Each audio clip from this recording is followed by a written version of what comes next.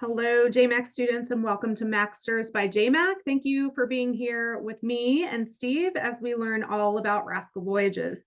For those that don't know me, I'm Meg Crosby, hospitality personality at J.MAK based in Raleigh, North Carolina. You can always reach me and our team at hi@jmac.com for any questions about any of our partners. Today, after the presentation, we will open the floor for a brief Q&A session, and we will continue our masterclass sessions this week with Palazzo Viachetti tomorrow in Florence, and then also Carneros Resort and Spa on Thursday. Both are at 2 p.m. Eastern Standard Time.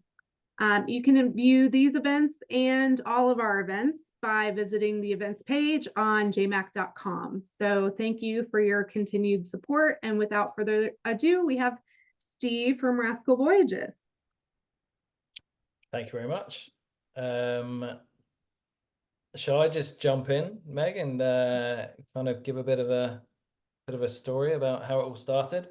Absolutely. I think that's usually, yeah. Well, thank you. First of all, thank you, Meg. Thank you for J.MAK for putting this on, and for everyone that's joined. Appreciate the opportunity to spread the word. As Meg said, my name's Steve. I'm the CEO and I suppose Chief Rascal of Rascal Voyages. I'm originally from the UK. I've been out in Southeast Asia for about 20 years. Been an entrepreneur for about 17 years and started Rascal Voyages about 10 years ago. The first boat, Rascal, or floating villa, as we like to reference the yachts, floating villas, which I'll come on to. The first one we started to build about 10 years ago. She took 3 years to build. Everything was built from scratch in Sulawesi by traditional Indonesian shipbuilders using Indonesian woods, and then furnished to feel more like a floating villa. And we've been in operation for 7 years. We now have 2, so Rascal and Rebel, and the third is being built called Rogue, so Rascal, Rebel, and Rogue. And we explore Indonesia, and we like to take your clients and our guests to discover the undiscovered, to go to places that they wouldn't be able to find without us. We are exclusively in Indonesia at the moment. Indonesia, as you travel experts will know, has close to 18,000 islands. It is relatively unconnected. There are very few bridges. There are very few airports. Everyone thinks of Indonesia as Bali, but there is considerable more. If you take Indonesia as north to south, it's kind of the same as the States from east to west. So it's huge. You can be in an airplane for 6 hours and still be in Indonesia. So there's a lot to explore. It is year round. We are kind of, always in season. We're never off peak because, we can move around. And so we follow the best weather patterns. There's lots of stuff to share. I'm going to start with a very short story, hopefully only a couple of minutes, of how all this started. So something's just popped up. Let me just get rid of that.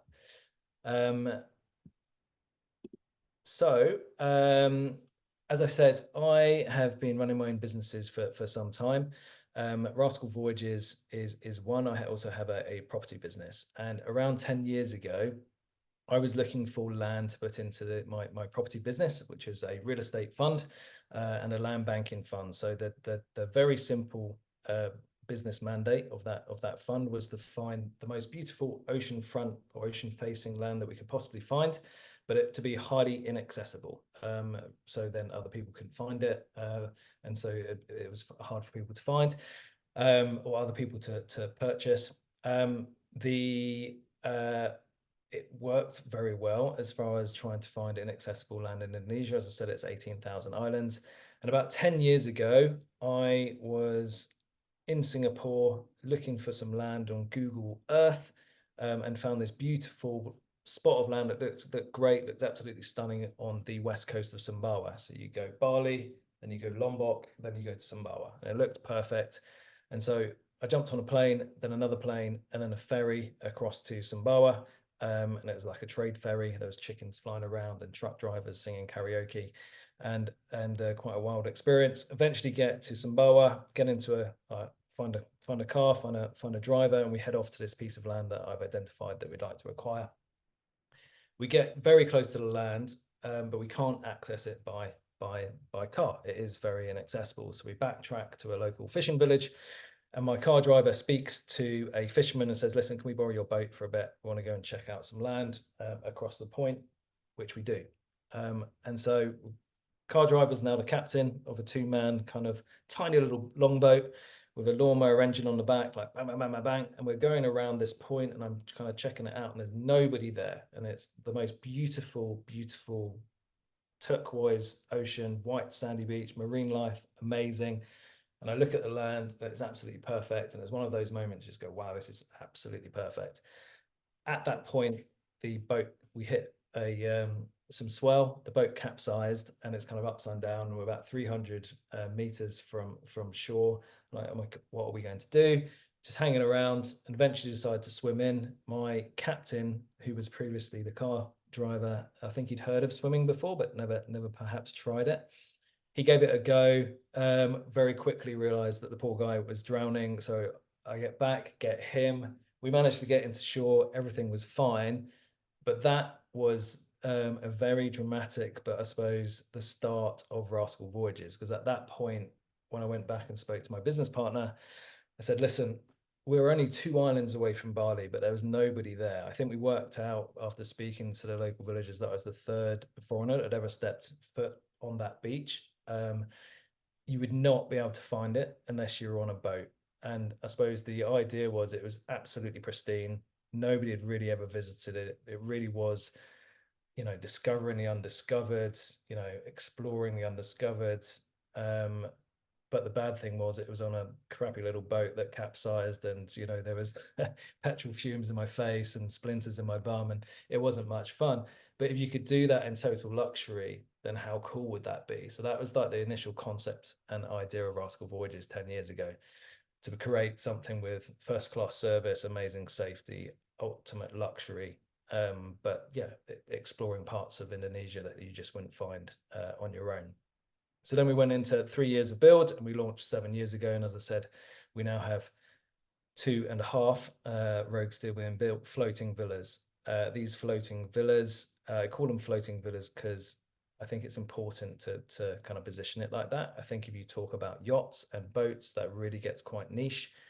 You typically only attract people that are really into yachting or boating, or they've done that previously, or cruising perhaps, and they want to do something a little bit more boutique, and it works for all of those people.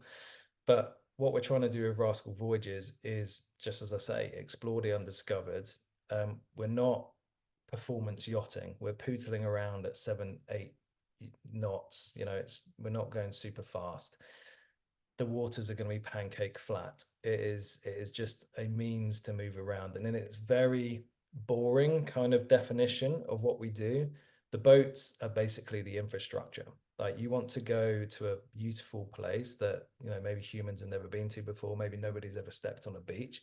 That's fantastic, but the bad thing about that is there's no infrastructure there. There's not going to be a great bar or restaurant or even like hot water or anything there. That's what the floating villas provide, right? We provide beautiful beds. Everything is above deck. So all of the cabins, there's 5 cabins on each of the floating villas.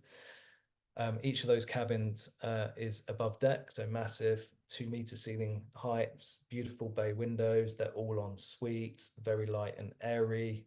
So it is like a floating villa, as I say, and all the infrastructure is there. So 11 crew, 2 private chefs, wine cellars, all the toys that you can imagine, as far as lots and lots of different activities that you can do. So you can move around and go from place to place, and we can bespoke every single itinerary depending on, I suppose, the guest profile, whether it's 5 couples that want to party, whether it's a multi-gen family, whether it's 2 families, whatever that might be. The other reason we call it floating villas rather than a liverboard that is for diving in Raja Ampat or Komodo, we do something so we try to promote that it's a floating villa that you could do snorkeling, you can do diving, but you could also do bird watching or trekking. You can do stand-up paddleboarding, you can do kayaking.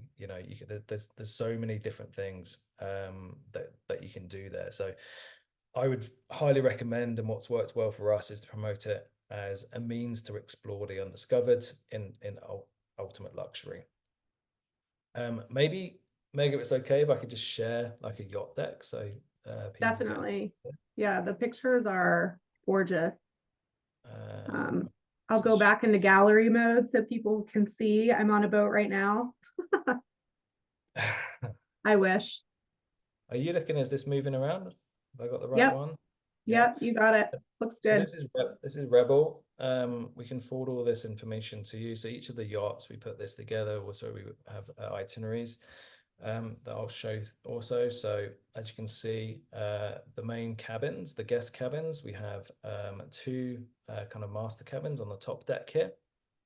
They're quite large, 25 to 30 square meters. So as far as kind of typical yacht, that's large, and it's as I said, it's all 2 meter ceiling heights and above deck. So 2 on the top deck, and then 3 on the main deck. Lots of outdoor space, which I'll show you now. So very much a laid back luxury, rugged luxury, kind of Hamptons kind of feel to it. 30 meters in length, so just shy of 100 feet. You can see all the different floor plans here, but extremely spacious. All the different equipment I kind of talked about. So kayaks, stand-up paddle boards. My kids love the inflatable mattress that, you know, you fly around.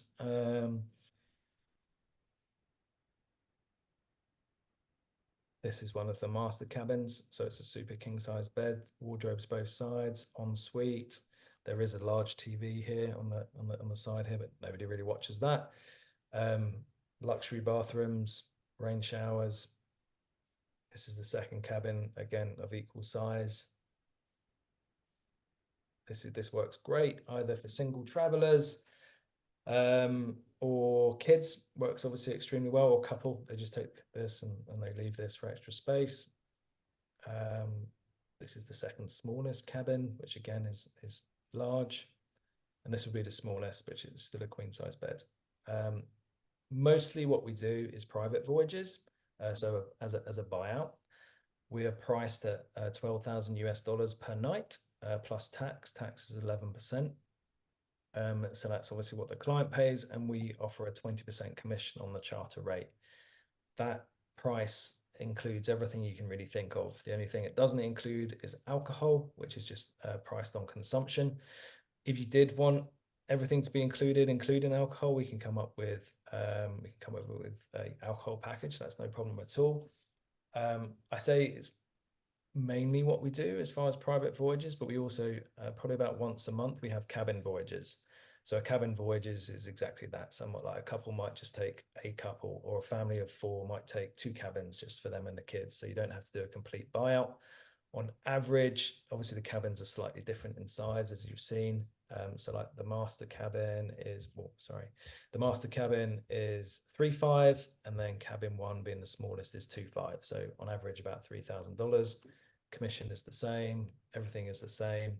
The only difference I would say is on private voyages, it's entirely bespoke. Obviously we're the guides, we will advise on what we think works best once we get to know your client, but everything is bespoke. Like if they just want to sit back and drink cocktails and movies and explore and do, you know, beach setups and beach club setups and spa setups and all this kind of stuff, no problem.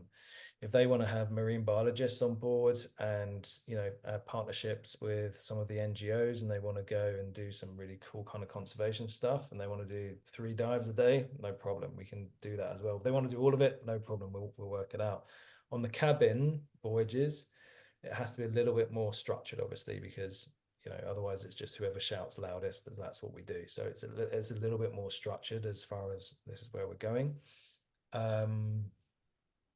Let me just keep going here. So this is one of my favorite spots at the front of the floating villas. Extremely quiet. Usually you see whales jumping around and dolphins and manta rays, and whilst you're sipping a gin and tonic, it's pretty idyllic.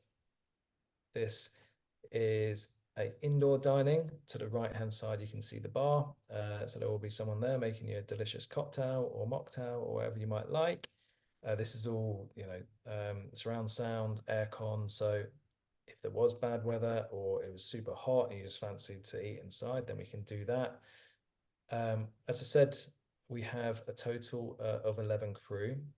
Plus we have what we call a voyage manager. The voyage manager, we ask them to do a lot. So they act as kind of the general manager of a 5-bedroom floating villa hotel. They're kind of like the host. So they interact between the guests and the crew and make sure everything is working as it should be.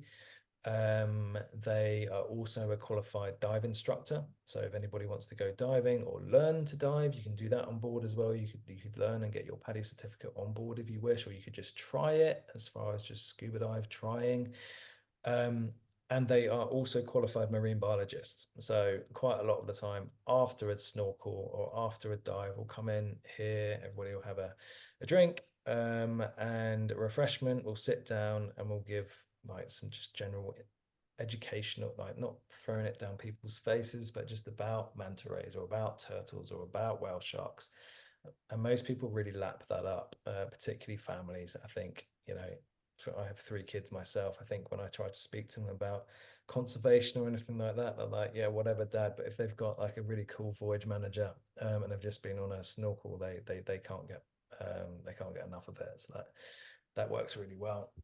Sorry, I'm rambling here. Meg, feel free to shut me off. This is the outdoor dining area on the main deck. This is where people spend a lot of time either eating or playing cards, drinking, dancing, kind of doing whatever they want to be, hopefully being a rascal. This is a wine cellar. Not many yachts that have a wine cellar. We've got 220 bottles always on board. So a roof deck, floating villa. We don't have masts, we don't have sails. The reason for that is that you never want to be near wind, really. Once you add wind into the equation, then it's going to get a little bit more rocky. It also limits your activities. So diving doesn't become as much fun. Snorkeling is not as much fun. You can't do stand-up paddleboarding and kayaking.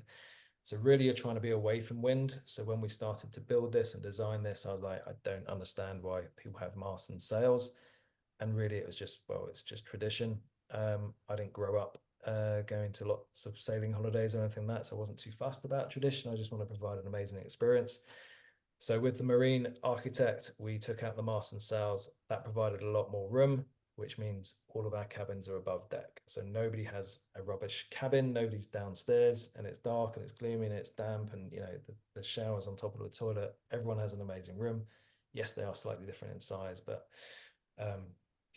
without having the mast and the sails going through the superstructure, you have a lot more space.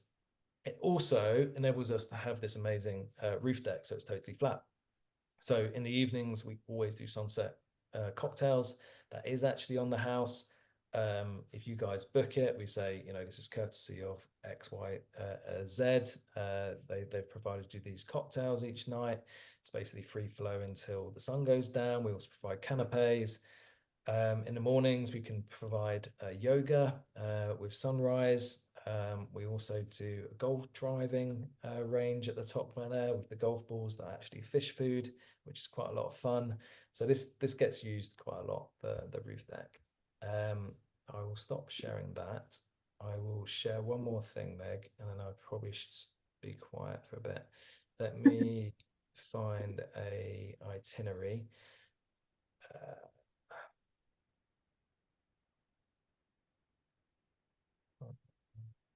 Are you seeing this, Raja and Pat?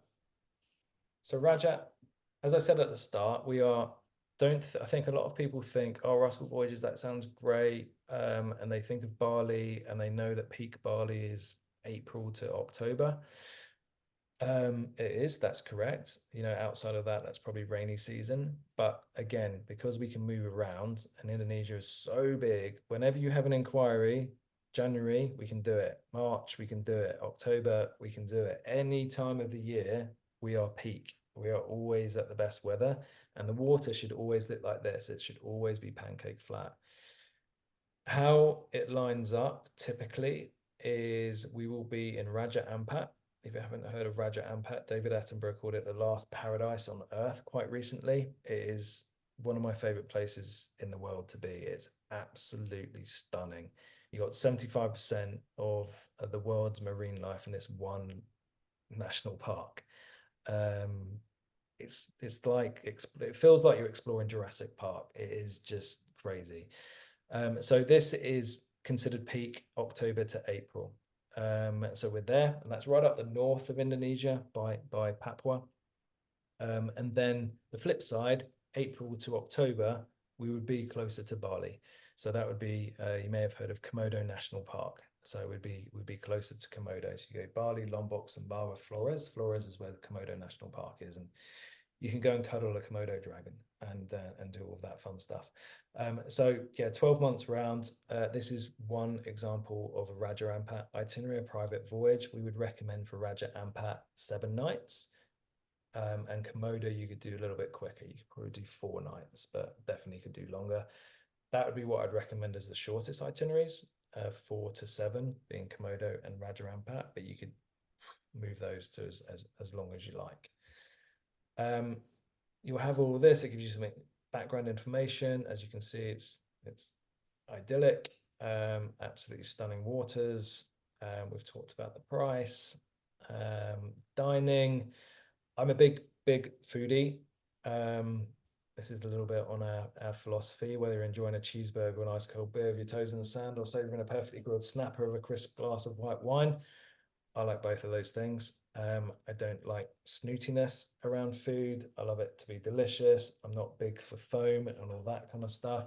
Breakfast, it's a la carte. It's whenever you wake up, you have your breakfast, and it's everything you can think of from east to west. You're not going to go hungry. The rest of it, as far as lunch and dinner, is served family style, and that could be delicious grilled fish and lots of beautiful salads, typically for lunch, not too heavy, considering we'll probably be doing quite a lot of activities in the afternoon. And then dinner, something, probably stir fries and possibly curries, or, whatever that might be. But again, it's totally bespoke to the clients, how we get here.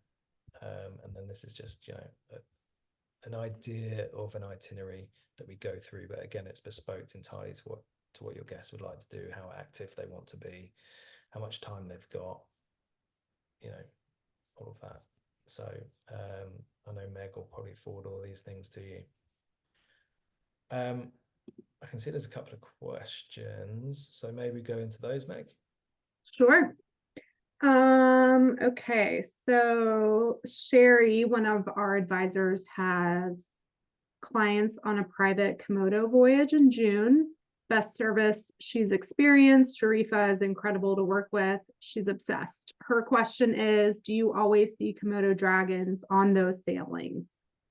Yeah, I mean, when you do the Komodo National Park itinerary, you're guaranteed to see a Komodo dragon. Komodo is fantastic. If I'm truly honest, it's almost a victim of its own success now. It's very busy. And unfortunately, the Komodo National Park is very close to Labuan Bajo, which is the local port. And in fact, you can get a speedboat, like a day boat, out in 45 minutes. So maybe 10 years ago, you could be at a beautiful beach or a snorkeling spot that, you're pretty much guaranteed to see turtles or manta rays or whatever it is. Now you might have 10, 15, 20 boats there. So we're at a point where we have to really plan the itineraries down to like 30 minutes to make sure that we're going to be there before the day boats get out, or before, or later, to ensure that they're not going to be there for then. With regards to the Komodo dragons, yeah, they are on two main islands,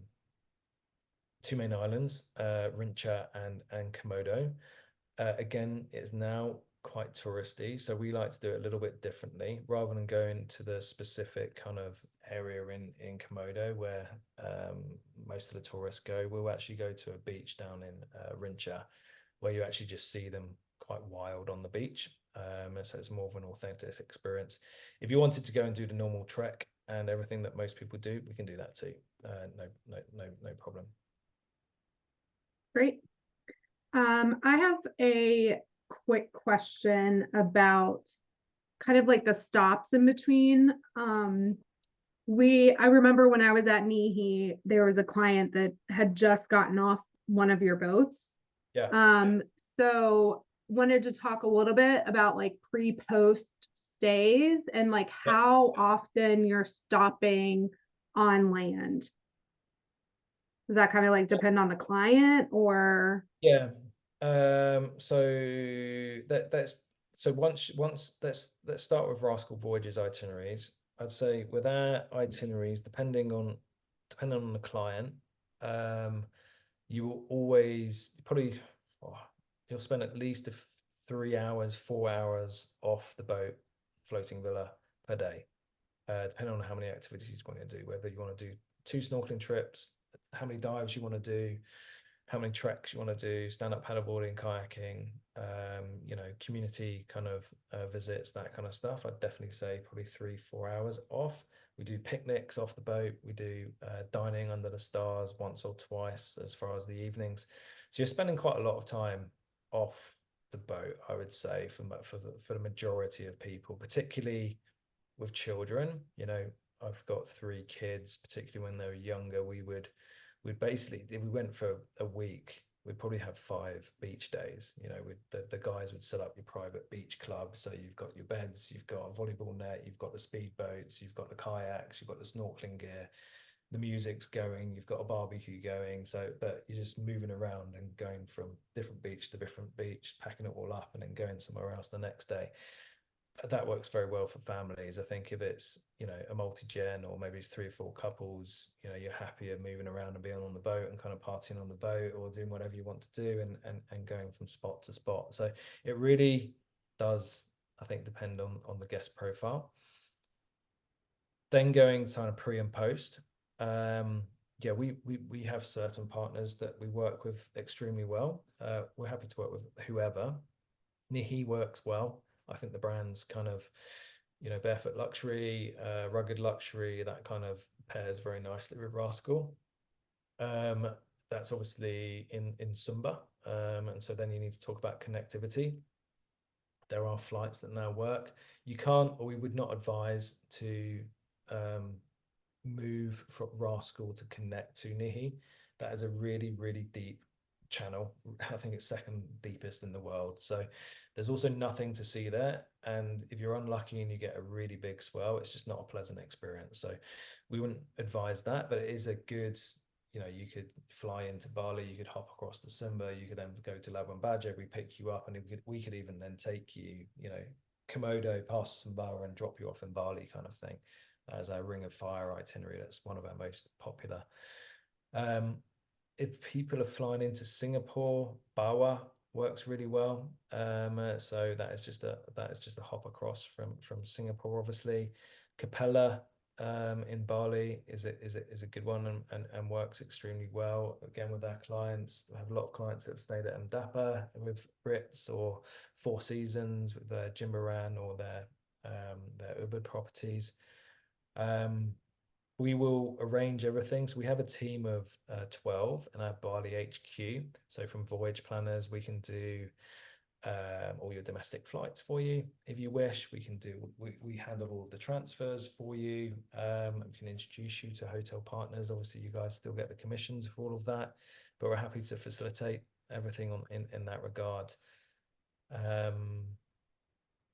think as far as planning, of course I'm going to say this, but just from a logistical perspective, I'd always reach out to us first, just because our availability is very binary, right? It's typically a buyout. So if we're booked, we can't, and it misses your date, but we can't do anything about that. We don't have 50 rooms or 100 rooms, and we can shuffle the inventory around. We're either booked or we're not booked, and we're taking bookings for like festive 2025 is booked, and so it's like we're kind of starting to take bookings quite a long way out in advance. So I would love to hear from you guys early, and we kind of get those dates penciled in, and then we move kind of flights and pre and post kind of partners around that.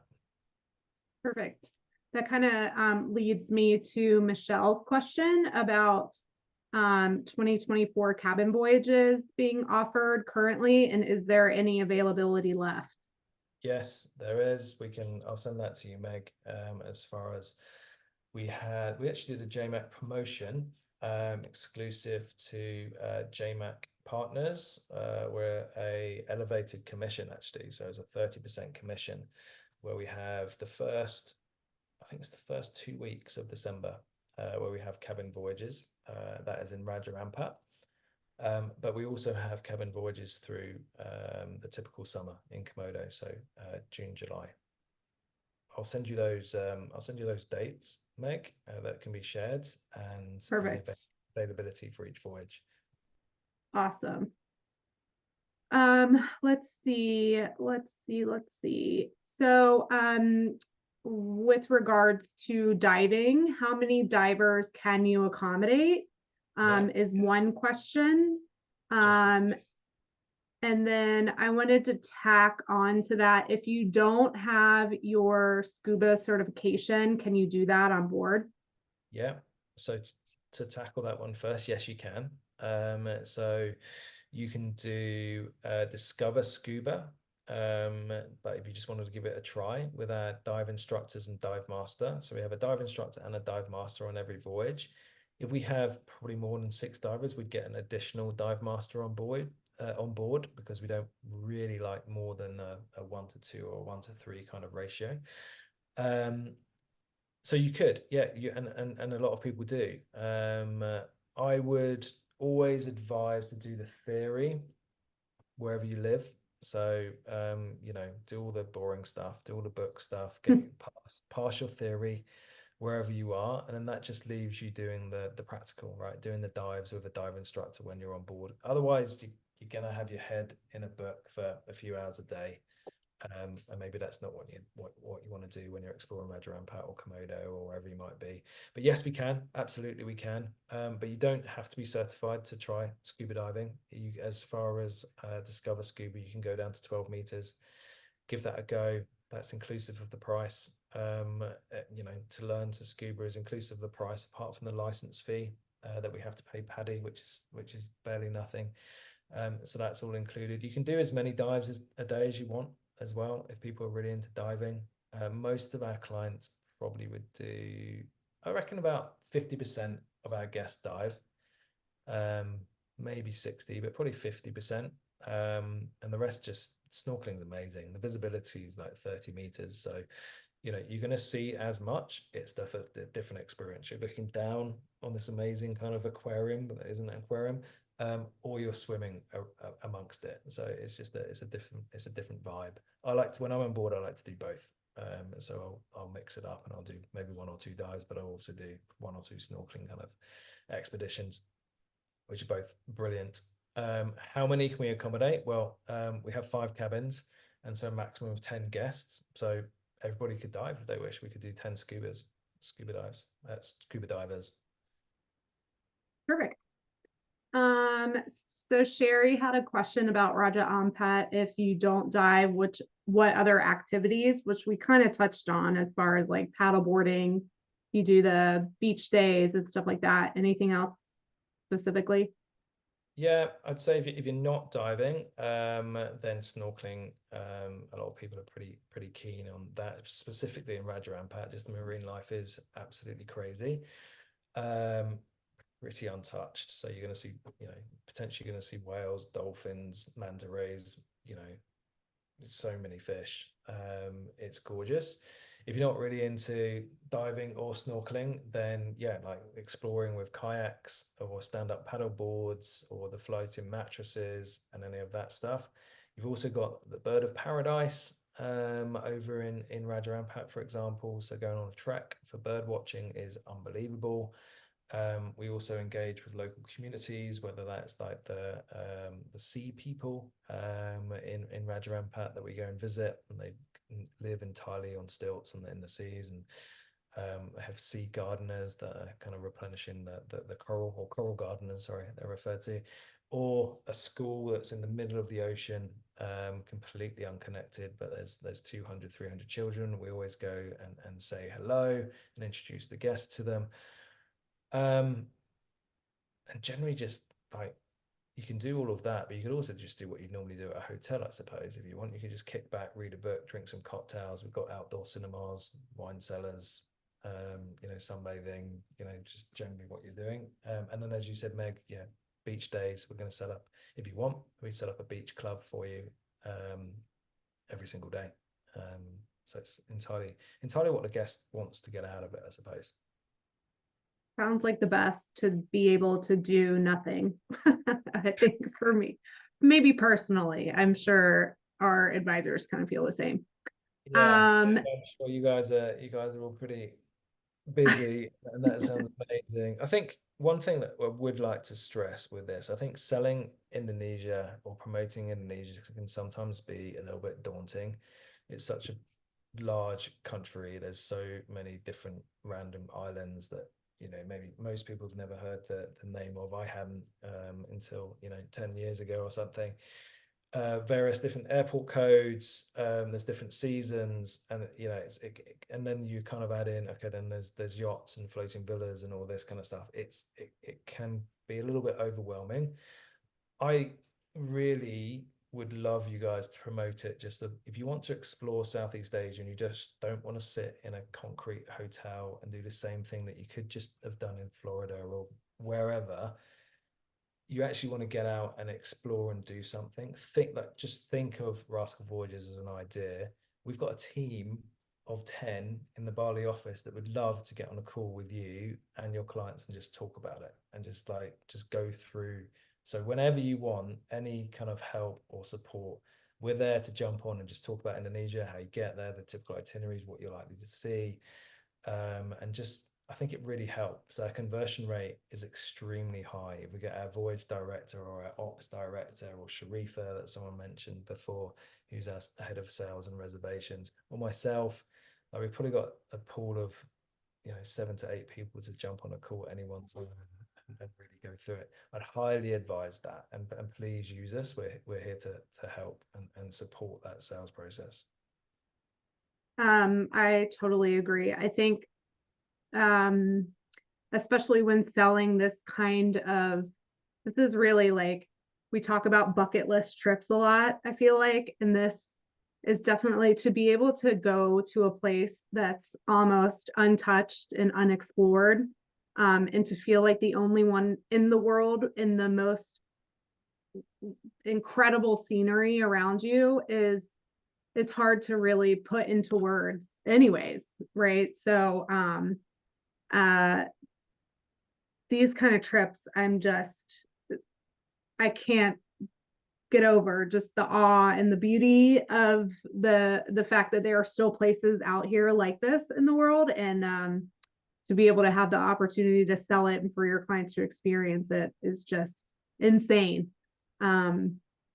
Southeast Asia and Indonesia specifically, I have such an affinity for, and by far, this is the best way to see it.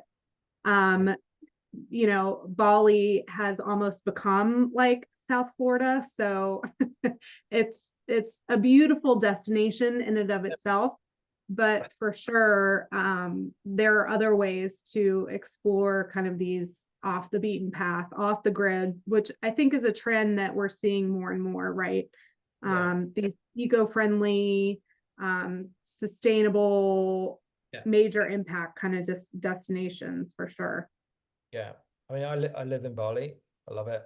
I've been living there for almost 6 years, and it's fantastic. It's a great place to live. Very comfortable there. I think from guests coming from, you know, the States or coming from Europe, Bali Instagrams really well, and people get there and they're expecting it to be this idyllic beach kind of, you know, hideaway kind of vibe, and it's not. Like Bali is really creaking as far as the infrastructure. You can be stuck in traffic for 3 hours if you get it wrong. The beaches aren't great. You know, it's all black sand and it's highly populated.